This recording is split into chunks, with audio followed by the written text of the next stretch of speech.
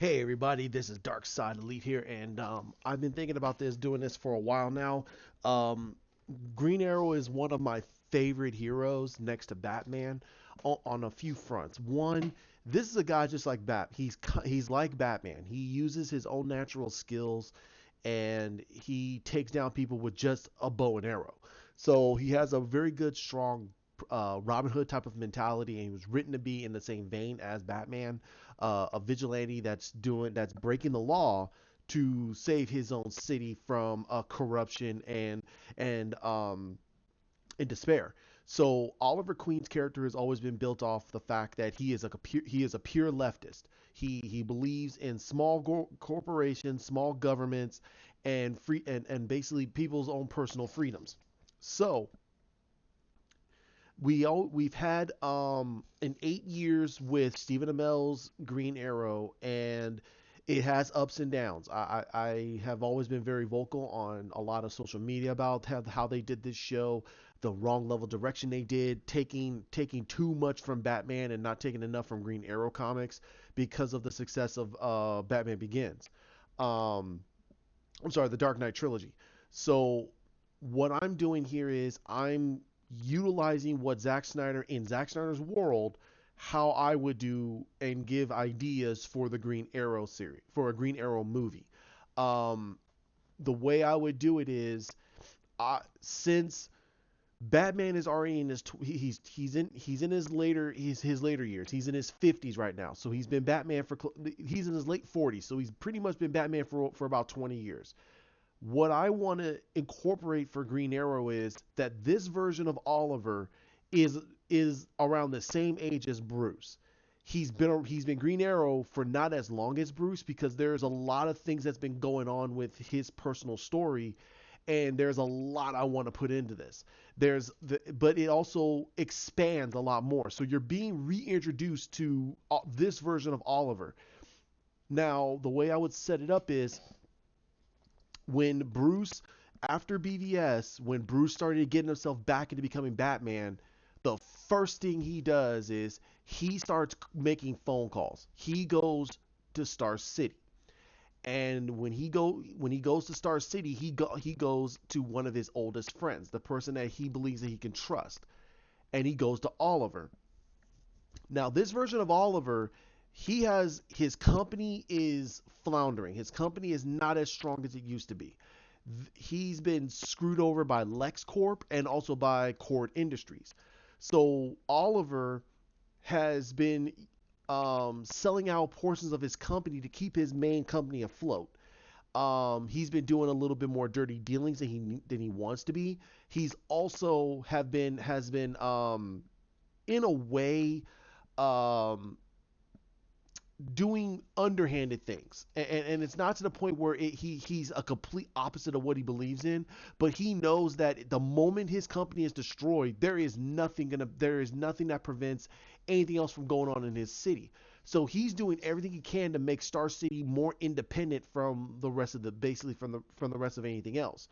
He's utilizing a lot of his company, especially the fact of the import export, because his company merged with the Merlin Corporation, because the Merlin Corporation has been dealing with more of the docks and a lot of import export. So Oliver's been doing a lot of dealings with import exporting business. He's made sure that his company has been able to keep Star City as independent as they possibly can.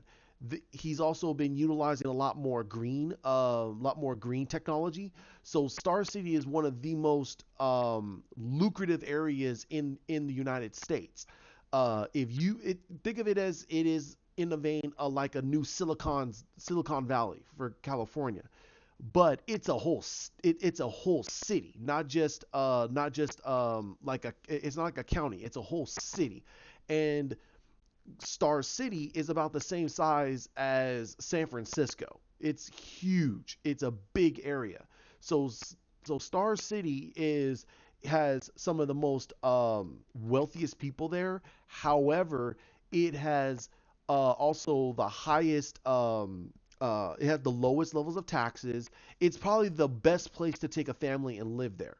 And Oliver has been doing a lot of things to make sure that that again, like I said, that Star City has always been more independent from everything else. That they, because of the way he's been able to run that city with the mayor and also with the governor, and making sure that that the tax dollars go where it's supposed to go. He is running all of Star City better than the mayor, even though he's not mayor. Now, when Bruce gets there, Oliver pretty much tells him to go f himself. Now you don't know why that's going on, but there's a lot of animosity between Oliver Queen and Bruce Wayne.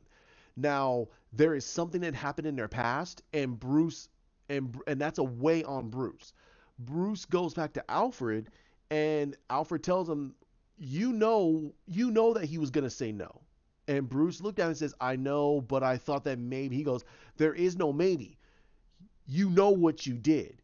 You ruined his marriage." And you're like, "What?" So basically, you come to find out that through more storyline, that Oliver and Laurel Lance were married. They were married the moment Oliver came back from the island. They met like about 6 months after he came back from the island, and they were together for almost 2 months before they said, "You know what? You're the girl, you're the guy," and they got married. And the problem was is that Bruce, what was going on is, the moment Bruce came out as Batman and also started doing his crime fighting years, he was regarded as a myth. No one knew who that Batman was. About 4 years after Bruce became the Batman and started doing his vigilante tour, Oliver Queen came back from the island. So basically, a year before Bruce came back, Oliver disappeared. Now, the thing is that you come to find out that Oliver and Bruce, they've been friends since they were little kids. But the moment Bruce's mother and father passed away, they stopped being friends. And it was the fact that Bruce started de-evolving into becoming the Batman and started doing his training and everything else. Oliver was just living his life. He was there nothing truly changed about Oliver Queen's character except the fact that, one, his dad was ruthless. His dad was not a nice guy. Oliver's dad was Robert Queen was not a good guy. Robert Queen was a ruthless businessman. His mother, Oliver's mother, was not a good person either. Both his parents were not good people. They were stout business people. So, and I'm not saying like in the term of how Oliver is, his mother and father are complete opposites. So, that's why he's always wondered why his family was so rich, and it was the fact that his dad, Robert Queen, pretty much stole from almost anybody else. He gouged the taxes out of other people, and he was very tight-lipped about how he did his business. So, and also, you learn about Malcolm Merlin, and I'm gonna keep the name because Merlin is his real name is supposed to be Arthur King, but he goes by Malcolm Merlin, and you get introduced to Tommy. So like I said, Tommy, Bruce, and Oliver, and a couple of other kids were all like best friends. They're all part of this gigantic little. I'm sorry, they're part of this small niche group. Now, like I said, Lex is nowhere in the middle of this. So Lex is not even born yet. And Lionel knew about the kids and everything else, but he never had his kid yet. So he didn't have Lex at this time. Now, the other thing is this. Like I said, so you find out that Oliver and Laurel were supposed to get married. Now, the moment when Oliver was on it, and I'll describe what happened to him on his island because it's very simplistic. It's very simplistic, and not a lot happened on the island. Not many big things happened on the island. It was just Oliver training and shooting the bow and arrow and getting better and better and better to the point where he can actually shoot blindfolded. He regarded himself as the greatest archer alive, and he is. The way you want to present Oliver in these movies is he's the greatest. He is the greatest archer to ever live. And but he hasn't shot a bow and arrow in a very long time. Now, the main reason why is this: the moment Bruce comes there, the moment Oliver and Laurel started getting together with Bruce. Now they were having a little trio thing going on because Bruce when he came out as Batman, he was the first vigilante. He led the first set of crime fighting superheroes in all these different cities. You're gonna learn a lot more. Like you hear about the Question. You hear about uh, Wildcat. You hear about all these different grounded superheroes, not superheroes. I'm sorry, crime fighters because of Batman. They hear about the legacy of the legendary Batman. And when things started getting more and more, especially Bruce dealing with the League of Assassins, he started dealing with all these other Hive. He started hearing about all of a sudden Deathstroke. You know, all these different villains are coming into the city to take down Bruce. He gets Green Arrow shows up and helps, and so does Laurel. They help. Laurel's older. I mean, Laurel is around the same age as Bruce. Bruce is only maybe a couple of years older than Oliver. So Laurel's a little bit older than Oliver by how I stated it. So throughout the whole thing, you're getting the same type of Green Arrow, very haphazard. He speaks his mind. He's very flirtatious, jovial, everything. He is the total package of this guy's a hero, but when the S hits the fan, this dude gets serious. He gets very serious. He takes down the enemies, but he laughs and has fun while doing it. It's one of the main attractions that Dinah loves about Oliver. He is a very opened person. He loves being a hero.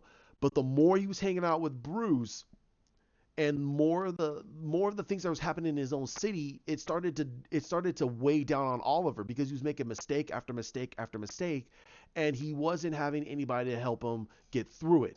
When you hear about what happened with Dick Grayson, now the way I would introduce Dick Grayson, you hear about Dick Grayson. There is a Dick Grayson going on in this world. Dick Grayson, pretty much in the way that I would do it the same way they did in the comics. The reasoning why Dick Grayson left Bruce is because he knew Bruce would never see him as an equal.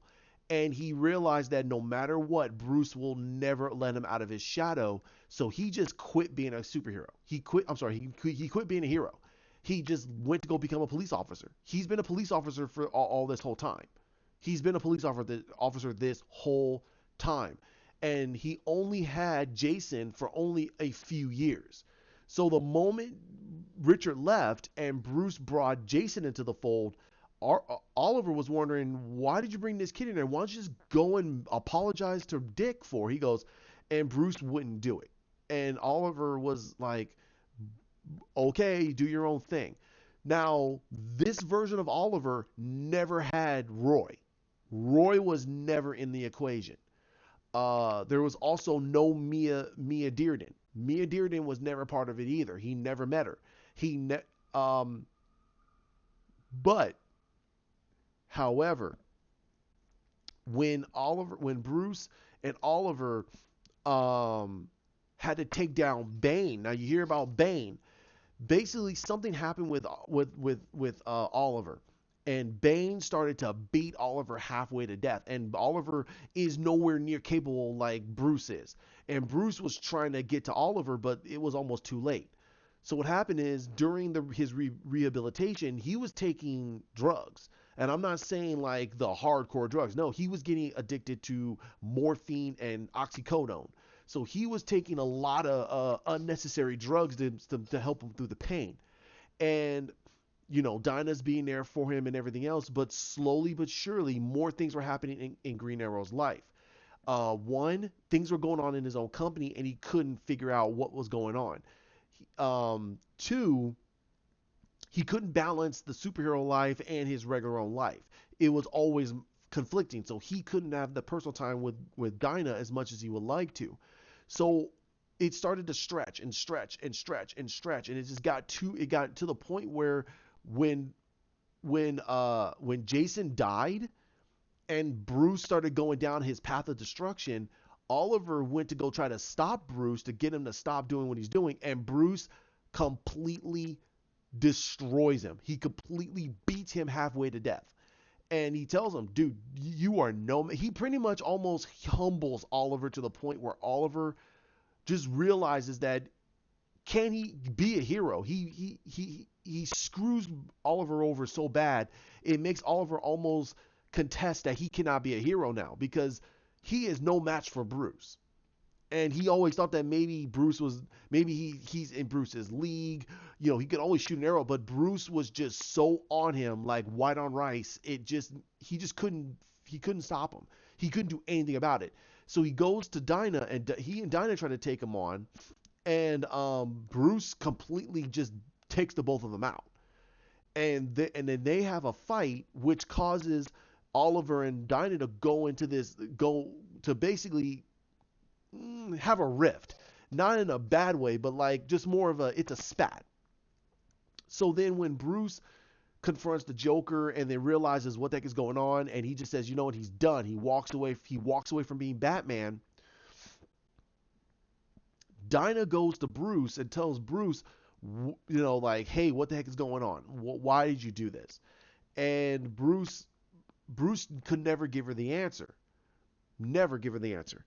So basically, she gives him a hug and walks out and says, if you need anything, just give me a call. So when she goes back to Oliver, she comes to find out that Oliver,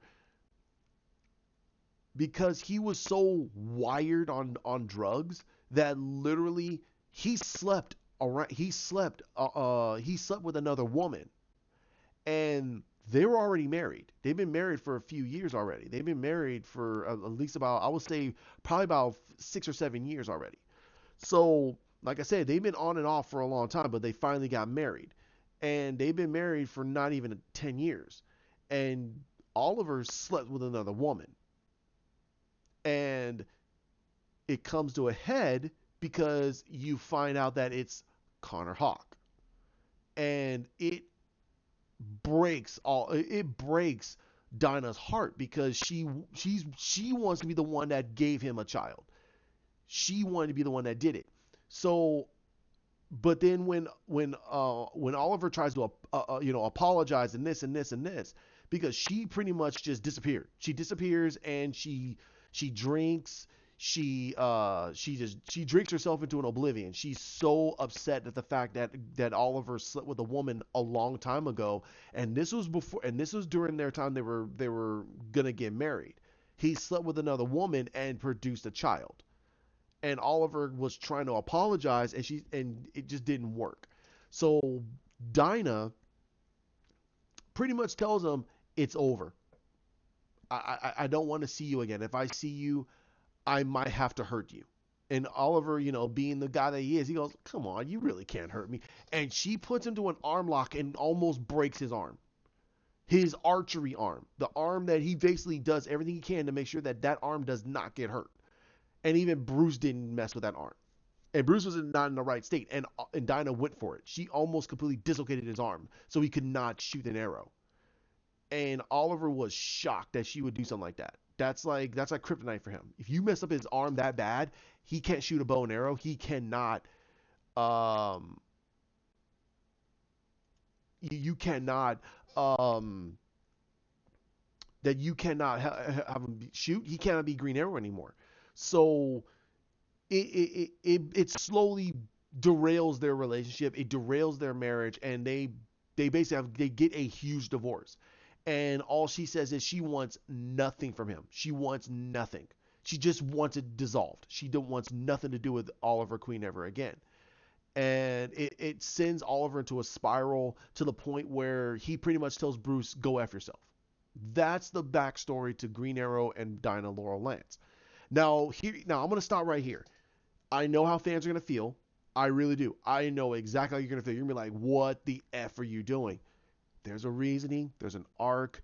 You really think I'm going to keep Green Arrow and Dinah Laurel Lance apart? Come on. I'm not. They're going to get back together again. And it's going to spark something that makes you go, wow, this is the Green Arrow. Now, in Arrow, they do a lot of good resurgence episodes where Oliver is at his lowest, and then he finally gets that spark that gives him that second wind to be a much better, a much stronger, a much better hero. And that's what I'm going to do with this version of Oliver. This Oliver is going to be a broken person. He's broken. He lost his wife, the woman he loves more than anything. He had a moment of weakness, and he admits it. It was a moment of weakness. And Connor, he holds nothing against his father. He knew that his father loved another woman. He was just upset that that this whole situation had to happen this way. He did not want to be the reasoning. He likes Laurel. He even says, "I like Laurel." He's met her a few times. He likes her. He just upset that the fact is that, hey, my mom, yeah, but also his mom treated him like a piece of dirt. His mom treated him like a pawn to get more money away from Oliver. Even though Oliver pays her a good amount of money for a good living, she wants more. So she's pretty much a dirt bag. So that's how I would write that whole situation. Um, so basically, when Bruce goes to Oliver, Oliver pretty much tells Bruce, "Get the heck out of here. I don't want nothing to do with you." And Bruce literally looks at Oliver and sits down and puts his hands on his in his lap, and he looks down. He looks at the fire, and you see you see a face in him that Oliver sees a face on Bruce he never ever thought he would see. Concern, like massive level of concern. So he goes over and he talks to Bruce, and he tells Bruce, "Is this a trick?" And Bruce tells him, "No, I almost killed him." And he goes, "What do you mean you almost killed? Who'd you almost kill?" He goes, "I almost killed Superman." He goes, "You tried to take on that guy? Man, you are a bold." He goes, "Yeah, but I was not in the right head." He goes, "You're never in the right head." He goes, "You don't understand. I'm still ruled by that death. It's different from my mom and dad. I understand that. I understood that. It took me a long time to figure it out, but I understood that. But I think that." And he starts to reveal what he believes is the reasoning why he fell down into that pit of despair. He reveals that he believes it was the fact that he felt that there was no point in Batman anymore. He felt that, why does he keep fighting all these criminals if they're going to keep going out and keep doing all these bad things?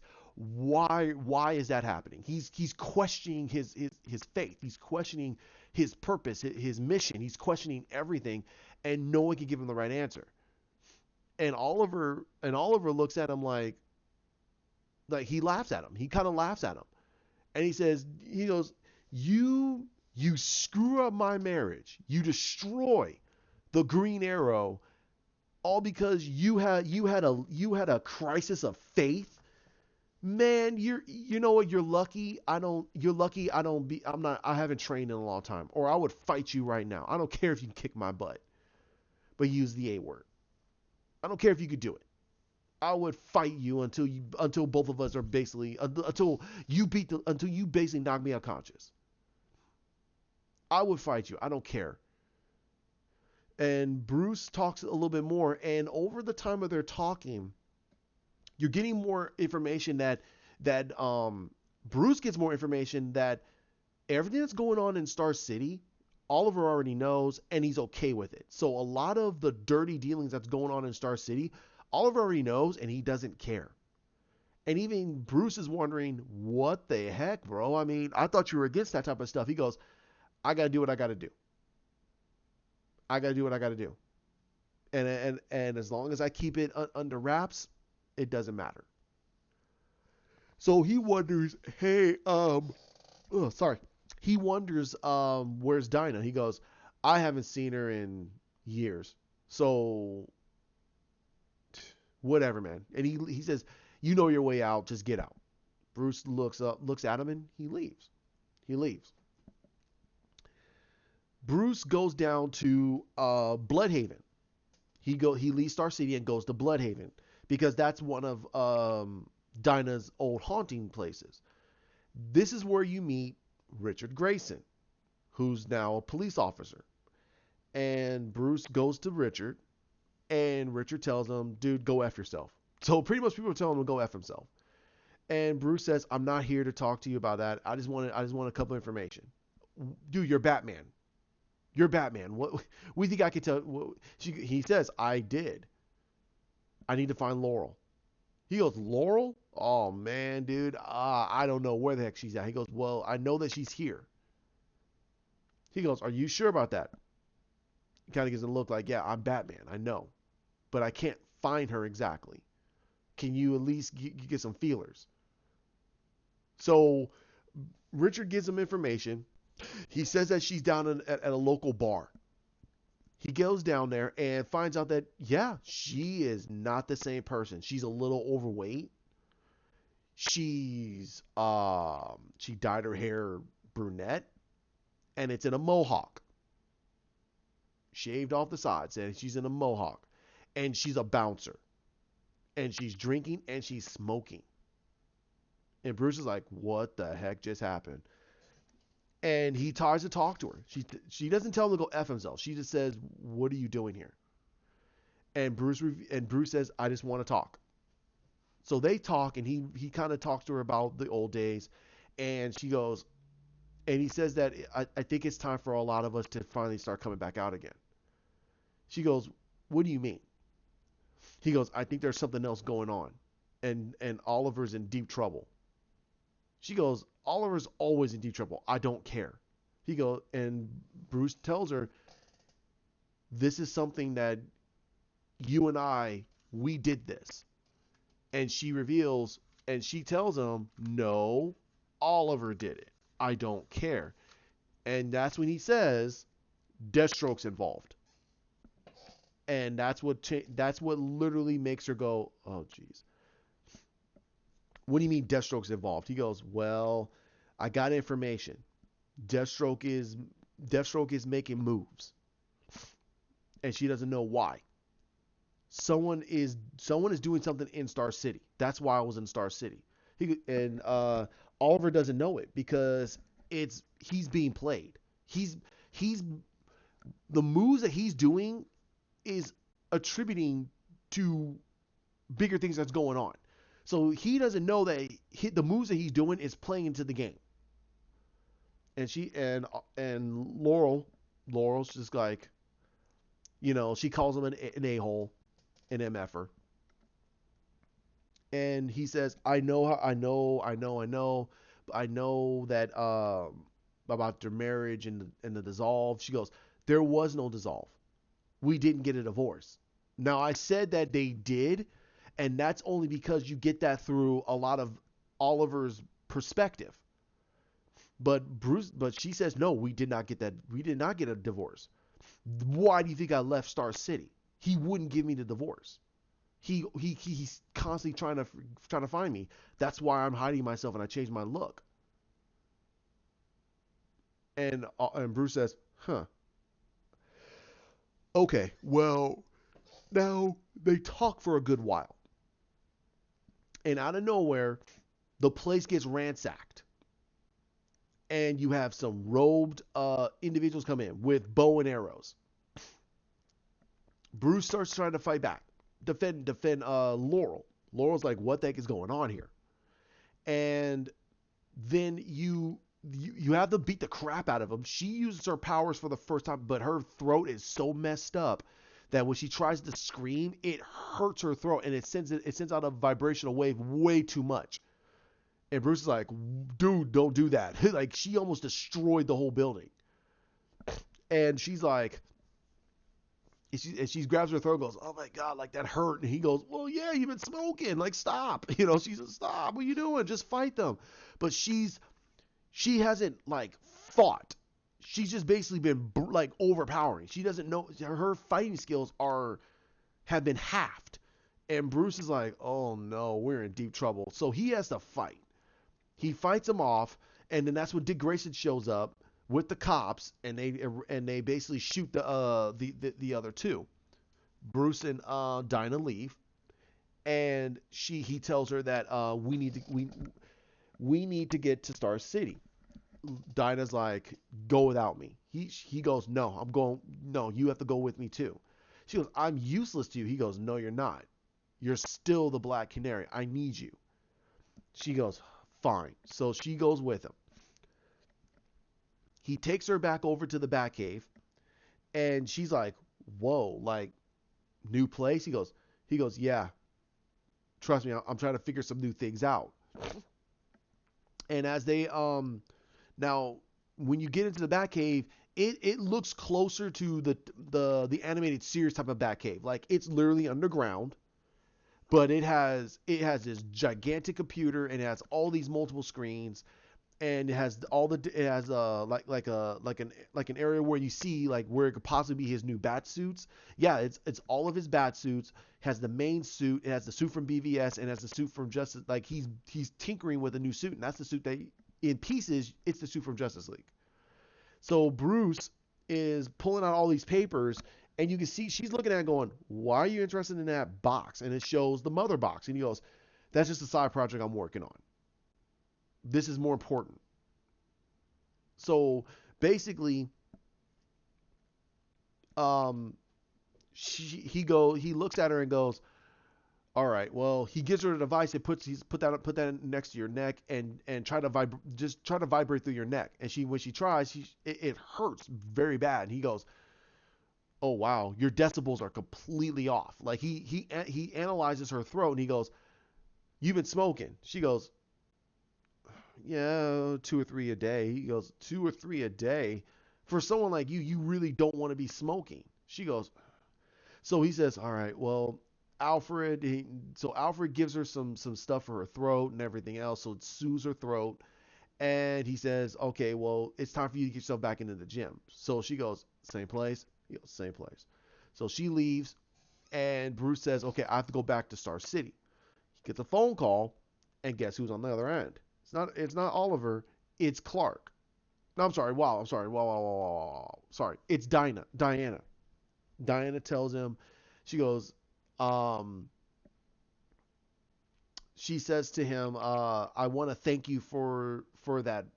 And this is where you get into Wonder Woman, where she calls him and says, "Thank you for bringing him back to me."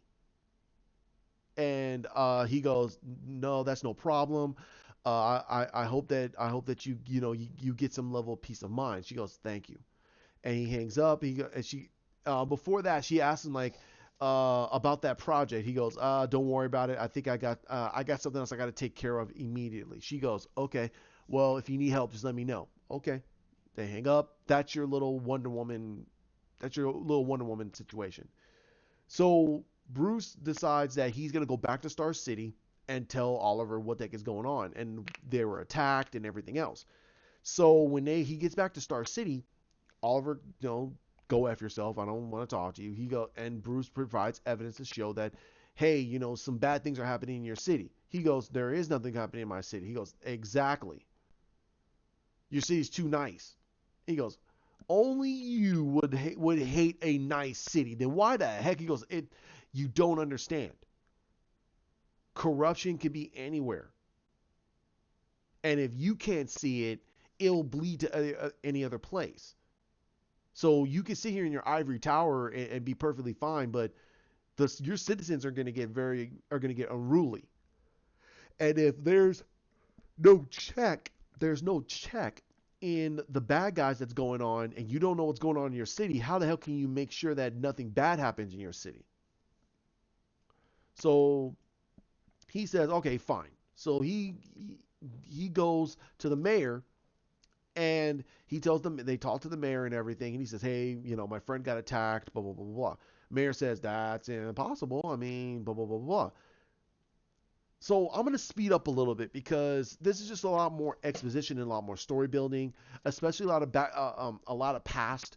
You get a lot of how Oliver got to the island. You get a lot of Oliver's first year on the island. You also get him dealing with Chana Wei, him dealing with at one point he was dealing with friars, and he was dealing with also smugglers and drug traffickers. He runs into Brother Blood on the island, and that's only through hallucinations because Brother Blood was looking for an ancient object on the island.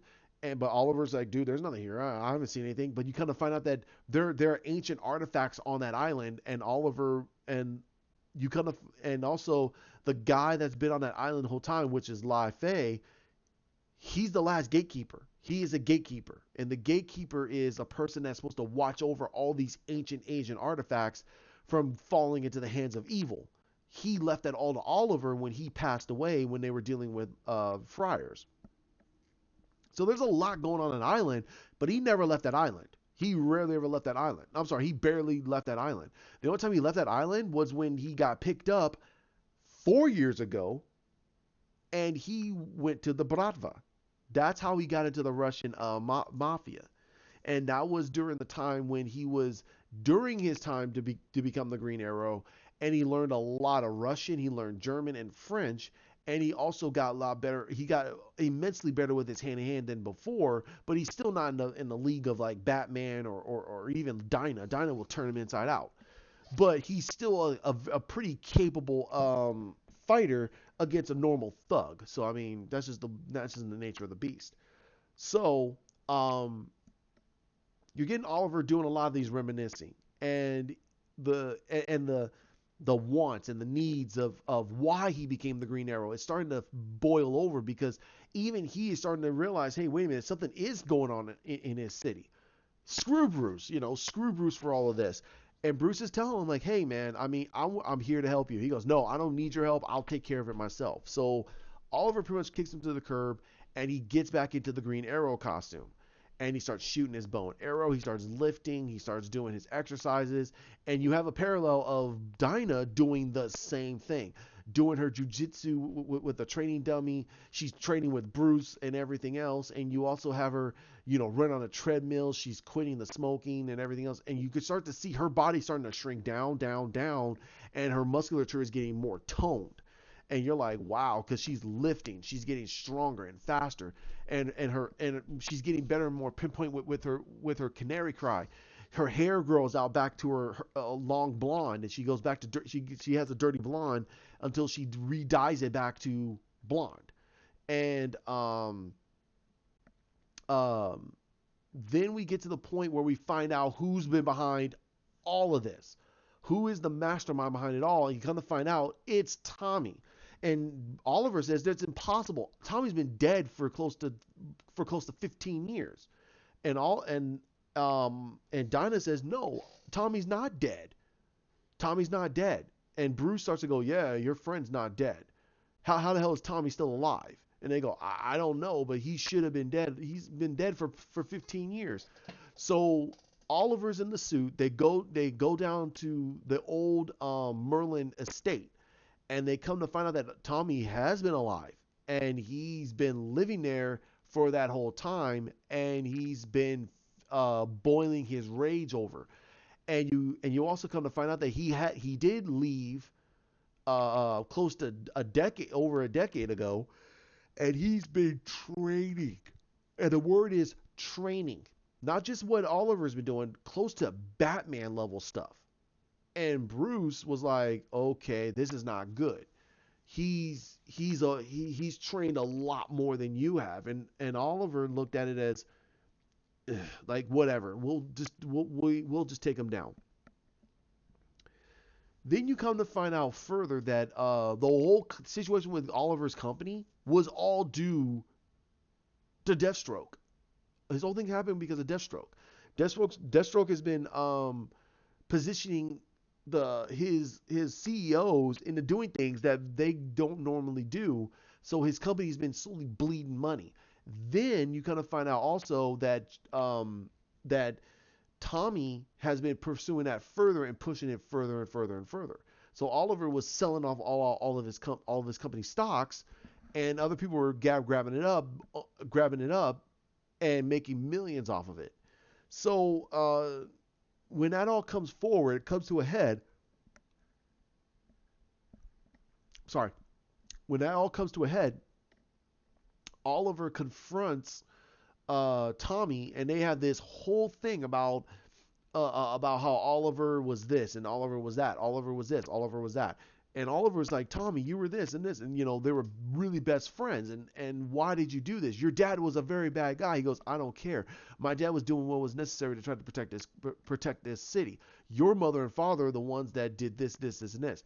So throughout the whole thing, you kind of find out that Malcolm was the same as he was in the Arrow show. He was a pretty ruthless businessman. But here's the thing that changed it. Malcolm only did what was necessary to make sure that Robert and Mora wouldn't push the envelope any further, because they were making deals even with the mafias and the mafiosos.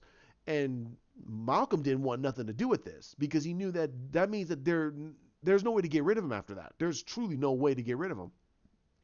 So Malcolm creates a situation and actually is the one that propelled Robert to go overseas and sink the ship. He thought that getting rid of Robert would weaken Mora's position, because a lot of these mafia types, they're not going to listen to a woman. They're going to listen to the man of the family.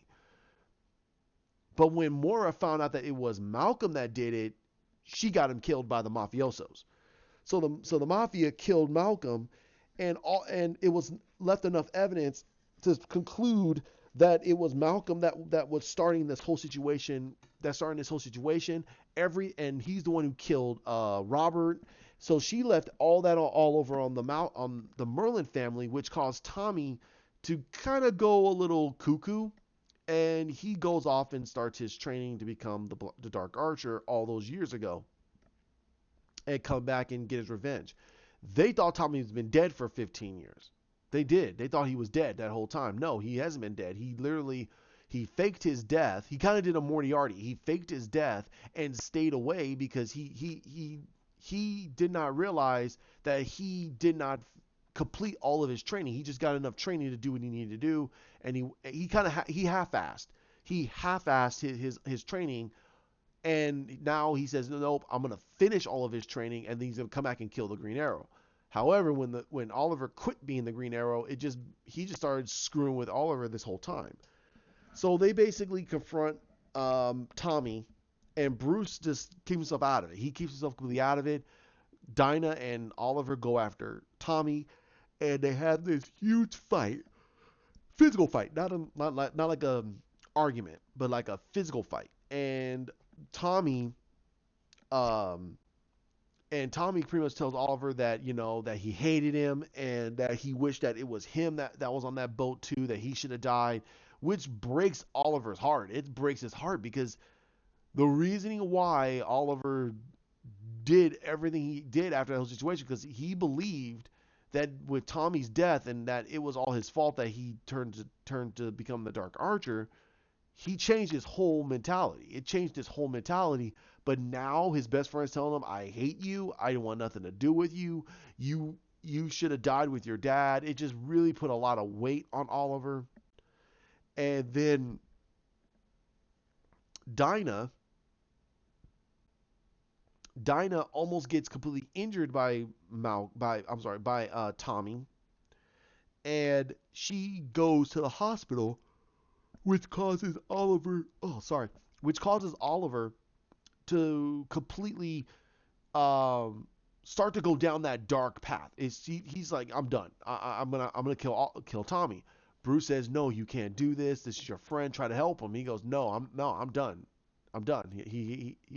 He hurt her. He has to go. So Bruce says, I'll go with you.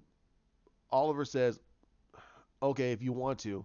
So the moment he turns, he gasses Bruce and causes Bruce to basically just basically fall unconscious. And he goes after Tommy.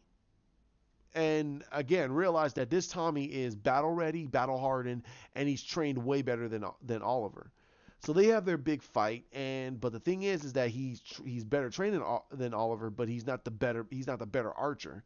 And Oliver fights him, proves he can't fight him, and he does more archery techniques, and he does the trick arrow shot, which causes the arrow to plunge into Tommy's chest, killing him, and he falls to his death. Now, when this happens, Oliver is bowling like a child. He's crying because he just killed his best friend, and and Bruce shows up and says that, I'm very sorry for your loss. And I'm sorry, Tommy, but Oliver gets very pissed off at Bruce, and he almost fights him till Bruce pretty much tells him, if you want to kill me, go ahead. And he doesn't. And he says, you know what? And he goes, I know, go F myself. He goes, no, you're right. You're completely right. I've been wallowing in self misery this whole time. I wasn't seeing my city. My city was plagued with more corruption than I ever thought, and it's all due to the fact is that I was willing to play ball. It's time I need to go back to basics. It's time to go back to the basics. So Bruce kind of nods and he about to walk off, and Oliver asks him like, hey, so why did you come to me in the first place? You could have talked about this to anybody. He goes, I wanted to have an opportunity. Sorry about that. He says, and I want to have an opportunity of talking to my best friend again. And Oliver's like, oh, so you're warming up finally? The ice cold bat is finally gonna warm up? And he goes, don't count on it all the time. So and then Oliver walks over with Dinah. And literally this was one of the most tender heart scenes you're ever gonna get. Bruce looks at both and walks up and he says, I'm sorry for what I did. I was wrong. I should have never went after the Joker, and it costed you your marriage. I hope that the two of you can find yourselves back to each other again. If you need help, just let me know. And Oliver says, yeah, I know. And Dinah says, yeah, I know. So he leaves, and by him leaving, sorry, sorry about that. Dinah and Oliver start talking, and Dinah says to him, says, so what are you gonna do now? He says, I'm gonna go back to basics. It's not about saving the city. It's about creating a brand new legacy. And this time I'm gonna do it right. He goes, I would love to have my pretty bird next to me. And she kind of goes, don't push your luck. And he goes, I know. I always push my luck. And he goes, oh my God. He goes, you know you love it. And he kind of gives her that smile, that wink and the smile. And she kind of just blushes a little bit. He goes, there you are again. And she goes, I'll kick your butt. She used the A word, of course. He goes, I know, I know. So he goes, but to be serious, and he puts his hand out and he holds hers, and you can see her body get, it's a shiver. It's like a shiver. Like she wants this, but she doesn't want him to break her heart. And he goes, come with me. So she goes, and she kind of goes with him, and they go see Connor. Now you see Connor, he's at the gym and he's lifting weights and everything, and then he's walking in and he sees both Dinah and Oliver. He's like, hey, what's going on? And he goes, hey, Connor, come on. I want to talk to you for a little bit. There's something I want to talk to you about. So they leave, and that's when he reveals to Connor that he's the Green Arrow. He's always been the Green Arrow, and he wants to train his son to take over for him one day. The movie I want to do is it's Green Arrow introducing Connor Hawk and Dinah and Laurel Lance, but we're positioning Green Arrow to pass on everything to Connor. And Connor's like, okay, that'd be great. And he goes, all right, well, come with me, kid. It's time for your training to start. And Donna's like, I'll teach you how to do the hand to hand. Oh, I'll teach you how to shoot. I'll teach you how to shoot a stick through a peephole. He goes, but that's impossible. No, you could do it right. So he's telling him like, hey, I could do these shots. She can't, but she can do the hand to hand that I can't. And that's how the story ends. And you get a post credit scene where you see Bruce. You see Bruce inside of a he's gliding along the rope, and he lands on a rooftop, walks forward, and you see him looking through a tall window. He opens up the skyline window, gets in, and lands, and that's the start of the Justice League, because um, he's going off to go investigate this whole situation about these parademons he's been hearing about. So, so that's how I would write it. That it's giving you the Green Arrow, but it's also giving you Connor Hawk. It's also giving you Dinah Laurel Lance, and I'm making them older because it makes more sense for a passing the torch type of type of movie. And I also want there's also things around that you can act that there's a roundabout way for them to bring in for them to move on with a young Green Arrow, a young Oliver Queen, and and and make it more streamless. And the one other thing I want to do is I would do is give Black Canary a badass fight sequence. Like it's quite possibly one of the most badass fight sequences you're ever gonna get for a grounded superhero. Not anything that's massively superpowered, but like her hand to hand skill is insane. It's insane. So that's what I would do to get people going, whoa, like, wow, is that how badass the Black Canary is? Yeah, the Black Canary is that badass. And now there's a post credit scene that I would do. And the post credit scene, yeah, like I said, it's the scene where Bruce is going to go and do that whole situation with the parademons. Then there's a mid credit scene, and that's that. And the last scene of the movie is you see um you see Merlin coming into a room, walking into a room, and you have um, Lex talking, about to start talking, and Deathstroke is sitting at a table, and then he walks in and sits at a table, and then there's like, and he's sitting there saying like, "Hey, I'm sorry," and Lex is saying, "Is there anybody else that wants to bring up any type of conclusions?"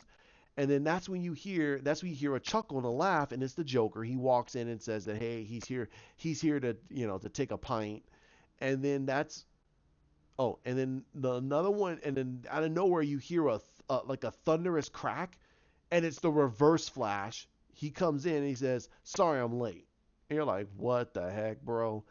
And then the last one you have sitting down at the piece of the table is uh, a short-haired man with almost like traditional Chinese robes. He walks in, sits down, and he sits at a piece of the table that says it says Draken on it, and he says, "My name is Constantine Draken." And he says also that the Merlin boy has failed. Should I execute?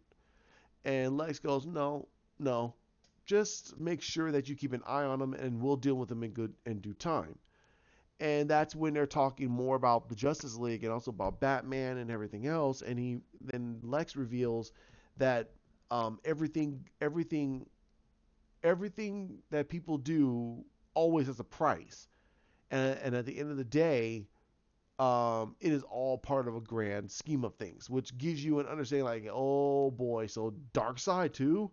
No, it's just Lex being more melodramatic. But that's how I would do the Green Arrow movie. It's pretty simplistic. It's giving you the characters. Also, you're getting Batman in there just to say, hey, he has a lot more writing on this, mainly for the fact of that this character and he go back a long time, um, and that it's going to give a lot of fans what they want when it comes down to Green Arrow. You're getting badass fight sequences, great choreography, not much superhero antics, but at least it's giving you a strong storyline. So you got an understanding of what's going to be happening down the road, and also you're getting the grander scope where the Injustice League or the or Legion of supervillains is going to be more prevalent, but also the fact of that this is in between. This is about a month or two before Justice League, so they already know about the Green Arrow and Batman. And I would say that they should already have a good understanding about other characters like Black Canary, and also like I said, I would talk a little bit about Lady Shiva, which gets Laurel going, what the heck is that? And they don't reveal what it is. So, like I said, like, comment, share, subscribe down below, hit the bell. This is one of my other videos. I will do one also about the Flash, what I would do, but I'll wait until I see how you guys respond to this. If you like it, great. Hey, give me some ideas, and me and Hawk, we're trying to do some idea flow, and then talk about certain TV shows and movies and what we would do, and try to make it very comic booky, but also keep it very adult. Um, in the terms of a storyline, I want the storyline to be more adult. I don't care what the characters kind of do, as long as it doesn't make them look stupid. So, but that's just me. You guys have a great evening and have a great one. Bye.